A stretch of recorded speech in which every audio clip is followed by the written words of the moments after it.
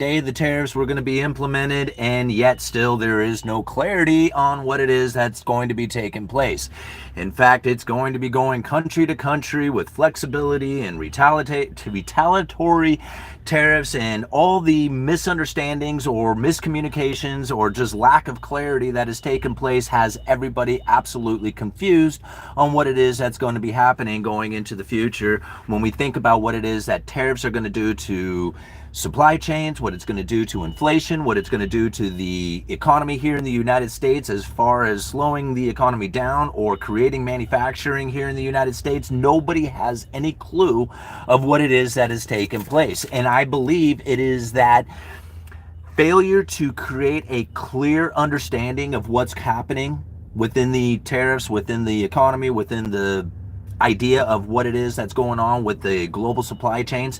By keeping that uncertainty incredibly elevated, then they are able to conduct themselves using their words. And this is exactly how it is that I have described it for many years now, using the credible threat theory. Now, when you think about the threats of tariffs, look at all the reaction that people are having. Think about all the economic data that is now coming out talking about what these tariffs are doing to the economy, and yet nothing has happened yet. Right? I mean, there's stuff happening, but nobody knows exactly what it is.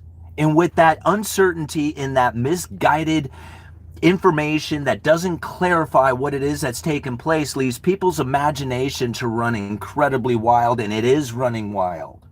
Think about how it is that some people out there are literally cutting back on their business, their operations, their ideas of doing bids when it comes to, carpentry work or contracting work.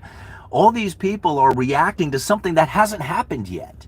The threat of it is happening, it is occurring right now, but since nobody knows exactly what it is, they aren't actually doing anything that is reacting to what has occurred. They're reacting to the credible threat of it. And this is amazing on how well it works. Once you understand and you look at the credible threat theory and you think about what it is that they are communicating out there, constantly keeping it very misinformed. Like, they do not want the people certain. They don't want them certain. They want them very uncertain about the future. And this is what's actually occurring, is they are creating the uncertainty on purpose to keep you confused. If they keep you confused and unknowing of what's coming in the future, their words are now more impactful and more important to you. And this is what we're seeing today. I mean, you think about it, we were supposed to have tariffs on day one. Then they postponed them. Then they postponed them again. They said across the board 25% tariffs, no exceptions. Well, except that there's flexibility and possibly retaliatory, right? I mean, nobody knows exactly what it is that's taking place, but yet at the beginning of the year, they were very sure, right? The certainty of tariffs were definitely pronounced. But the idea of what those tariffs were not, right? So here we are thinking about the tariffs, knowing they're going to impact our lives, has the entire economy completely on edge, and yet nothing has been clarified. And still yet today, when we were supposed to have the clarity, it's coming later today. And even at that, it's probably going to be very vague in what it is that's actually happening with these tariffs, on who's getting tariffed, on how much they're getting tariffed, right? The idea of what it is that they are doing with the possible threats of the future is how they conduct their monetary policy. This is how, not just monetary policy, fiscal policy, all policy. It's all now based on a credible threat theory. They don't actually do anything. But yet the communication of what it is that they are promising to do into the future has a profound impact on the economy. And I'm not saying that they're not going to do something, like there is going to be something that happens, but to what level, to what understanding, right? Nobody knows that. Nobody knows what it is. And as we continue to think about what it is that is going to come to the future, it's all hypothetical. It's all what ifs.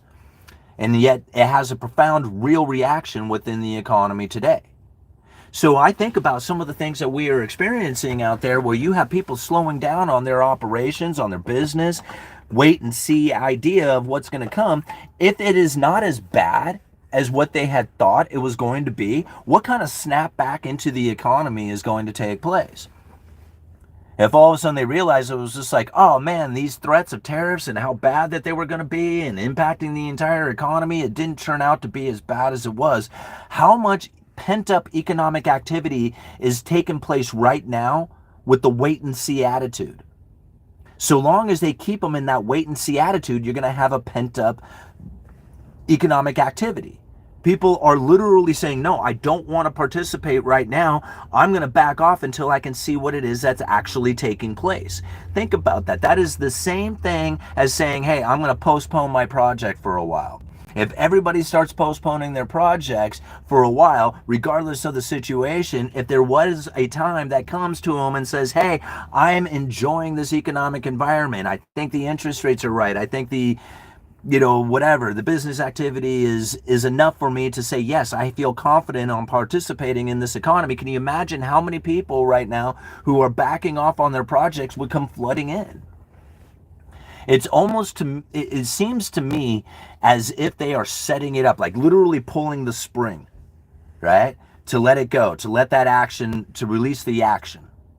And when I think about what it is that's happening within the monetary policy and the elevated inflation expectation, which is actually a benefit to the Federal Reserve, I know a lot of people don't know that, but it's an actual benefit to the Federal Reserve. Every time you have an elevated inflation expectation, people have a tendency to back off on what it is that they are spending their money on. They want to hold on to their money for the future to figure out what it is that they are going to end up having to deal with. And if they are going to deal with higher prices, they're going to want to have some sort of cash holding to deal with those higher prices going into the future. And this is where a lot of people are slowing down on their economic activity and moving more into a savings position. Whether or not they're able to save, considering how bad things are out there, the debt saturation and the expense of everything out there. But if they are slowing down on their purchases and trying to hold on to some of that money, and you have an elevated inflation expectation that raises the neutral interest rate, and the Federal Reserve does like these what ifs, right?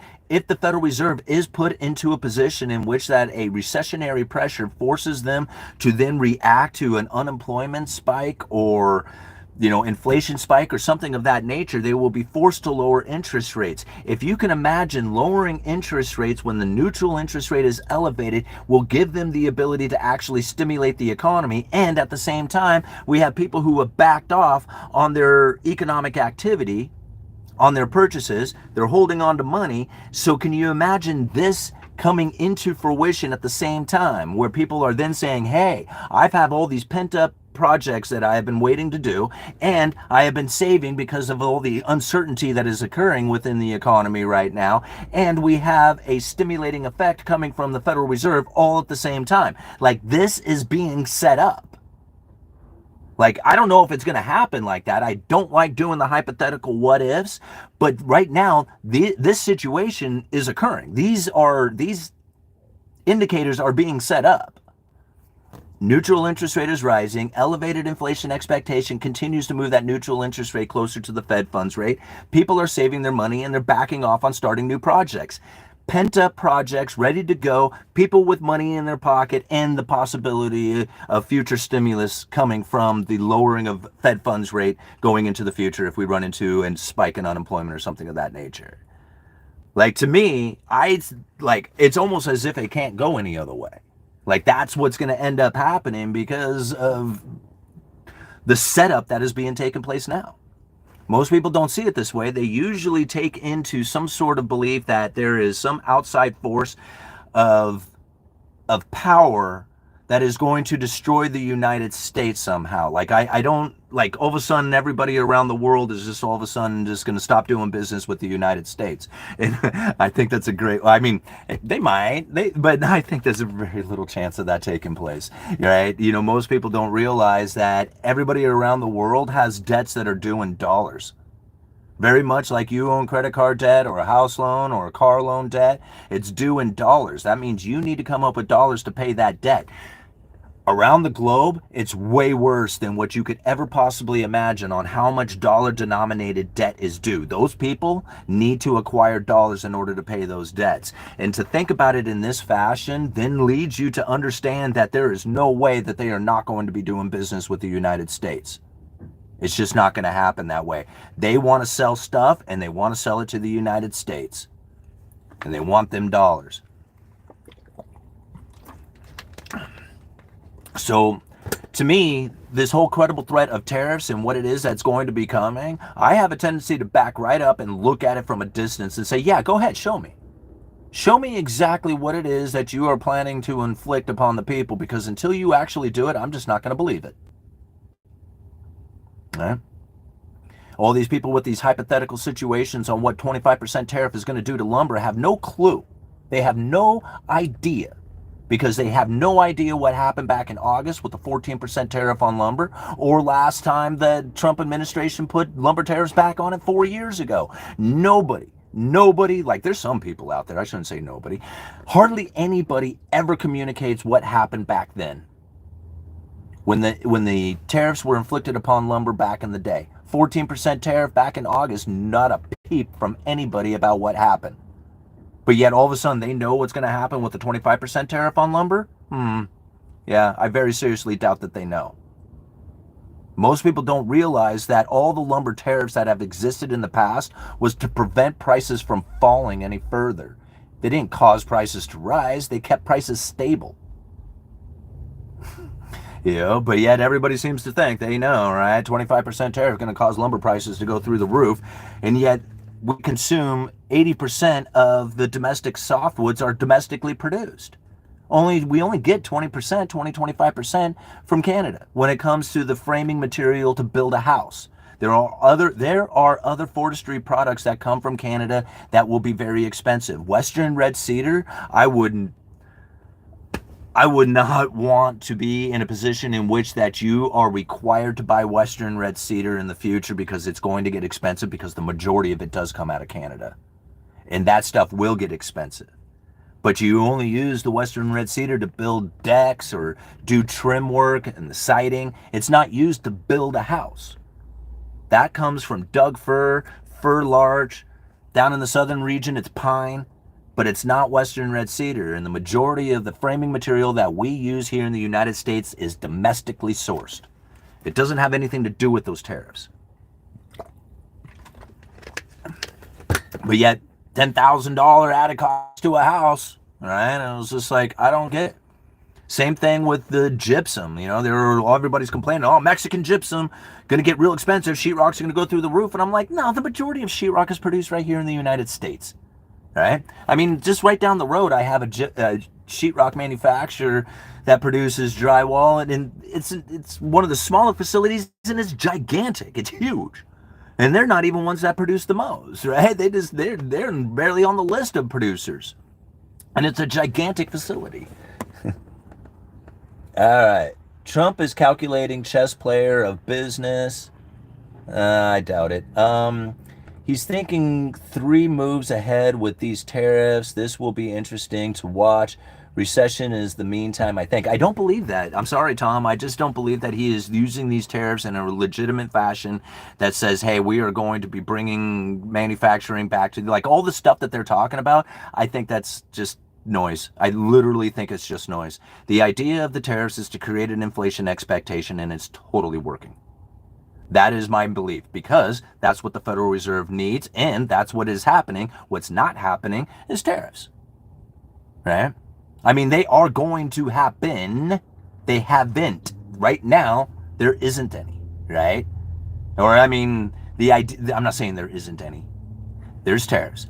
What we have not seen yet is that full blasting warlike effort of inflicting tariffs upon everybody. We are still in a wait and see pattern. There is nothing that has happened yet, but yet the expectations of the people have created a profound impact into the economy. That's what they are doing. That's the point, is to do exactly what is happening right now, is to get the people to react to the information, to create the situation in which that they are looking for. They wanted an elevated inflation expectation. They are getting it with the threats of tariffs. Now, going into the future, we're going to find out what kind of tariffs are actually going to be hit on these countries and whether or not they may even get them. Like, I would imagine there's going to be some. They have to establish this credible threat, but we have no idea how they're going to have the exemptions, the workaround, the flexibilities, the retaliation towards it. I mean, it's just like there's so much confusion and uncertainty in it that there is no way that they are using that as the real policy strategy, because nobody knows exactly what it is that's happening within it. However, every time they communicate that, they get a real profound impact on the inflation expectation. That is definitely moving up. All right? All the rest of the stuff, we don't know.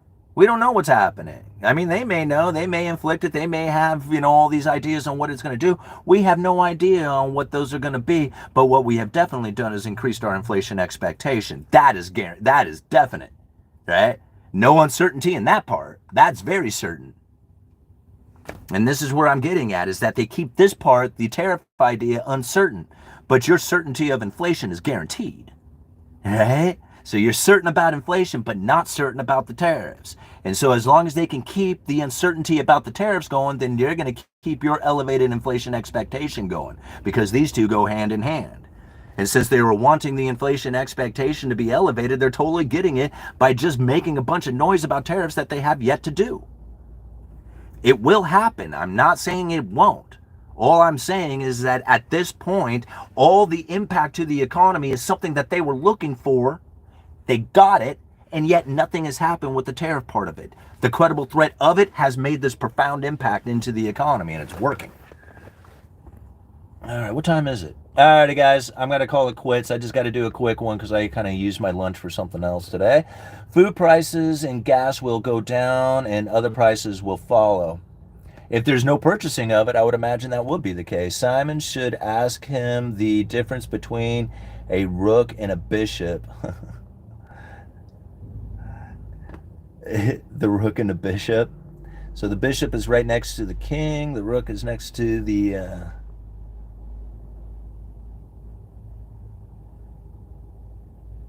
knight. What is this? Another factor to inflation and house prices is that banks lend for consumption through mortgages, car loans, etc., whereas production lending is not as lucrative, given that most businesses fail.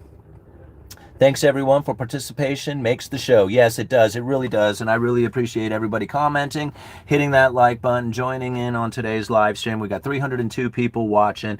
This is important. This is important stuff to internalize because, again, I want to know exactly what it is before I make my decision on whether or not I'm either going to advance or start into business or not, right? I want to have some clarity when it's involved. And I think most people are feeling that way. And the more uncertainty that they create, the more that people are going to back away from their ideas of starting business or doing anything like that, just simply because they are just so unaware. I know this is going to be a profound impact on the people when they have when they do not have that certainty, or they're feeling very uncertain, or they're put into a wait and see kind of position. This is what is existing within the economy today, with no real idea of how this is going to be alleviated. Right? How do you alleviate the stress and uncertainty of what tariffs are going to do? And then if you keep that stress and uncertainty flowing into the future, then you can use your words to guide the markets, because that's how they do it. They create the uncertainty so that when they do use their words, you will be hanging on every single moment of it.